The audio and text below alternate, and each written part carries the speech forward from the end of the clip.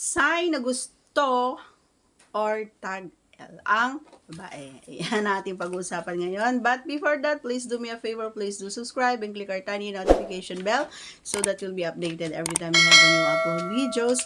Disclaimer din po, mga videos po natin ay para lamang po sa may bukasang kaisipan at may malawak na pang-unawa. Kung wala po tayo nito, maaari na lamang pong mag-skip at mamili ng mga videos na rarapat para sa inyo.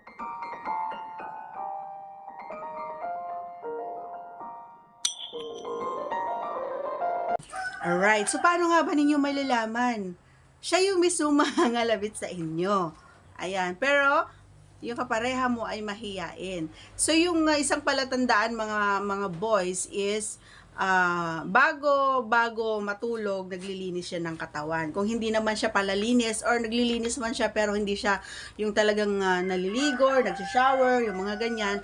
So yun na yung hudyat kapag nakita mo na naglilinis siya or minsan yung ngumingiti-ngiti siya, yung medyo dinidikit-dikit niya yung mga braso niya sa'yo or yung binti niya sa'yo, yung katawan niya, yung nagiging clingy siya, kumbaga yung bigla na lang siyang magkukwento na mga green jokes, yung mga ganon. So, at yung hindi siya alam mo yon, yung napaka-clingy niya, yung hindi siya, kung dati magagalitin siya, yung hindi, yung ganon. So, and then kapag nandun na kayo, magkatabi na kayo, ay siya yung unang hahag sa'yo, ganyan. So, siya yung unang, minsan ilalapit niya yung, niya sa'yo, yung mukha niya sa'yo, tititigan ka niya, yung mga ganon. And, medyo pinapahapyawan niyang hinahaplos-haplos yung inyong nasa harapan, ganyan, yung legs mo or yung likod mo, yung mga ganyan, o di kaya yung jutong mo, yan na yung hudyat na gusto niyo or tag L siya. Yan, tandaan mo yan, okay?